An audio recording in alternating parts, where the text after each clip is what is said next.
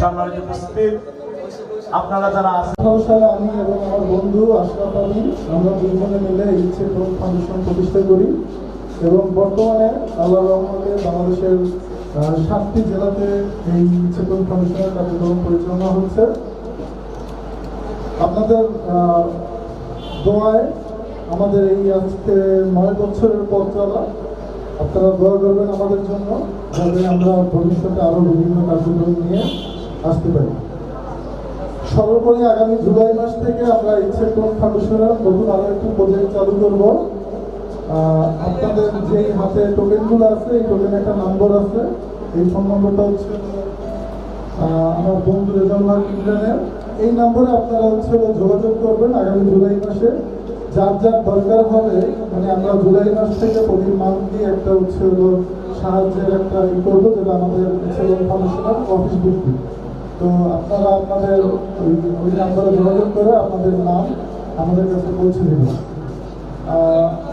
অনেক দেরি হয়ে যাওয়ার কারণে আর বক্তব্য বাড়াতে চাচ্ছি না। এই যে আয়োজন করে দেখে এলে তারপরে এটা সামান্য সহযোগিতা যেটা আপনার প্রয়োজন, এই সামান্য সহযোগিতার জন্য আরেক জায়গা থেকে ডেকে সমস্ত কাম কাজ ফেলে 2 ঘন্টা বসে থাকতে হয়, এটা কোনো সভ্য সমাজের কাজ না।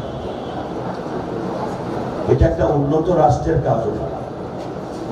একটা উন্নত রাষ্ট্র এবং সমাজ যদি আমরা নির্মাণ করতে পারতাম, তাহলে আপনার বাড়িতে গিয়ে খুঁজে আপনার কি সমস্যা, সেই সমস্যাটার সমাধান করার কথা ছিল, তাই তো?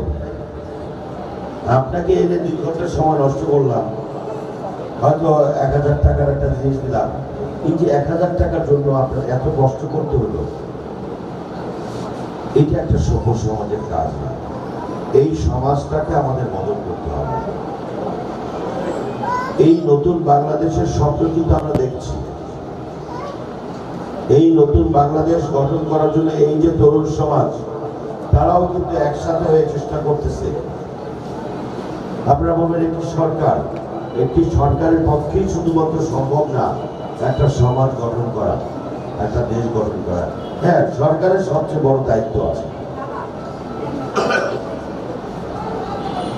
এখনকার বাংলাদেশের তাদেরকে নির্বাচনের আগে বলেছিলেন যে প্রাথমিকভাবে একটা গরিব সংসার যাতে সুষ্ঠুভাবে চলতে পারে, সেই জন্য তিনি ফ্যামিলি কার্ড দেবেন।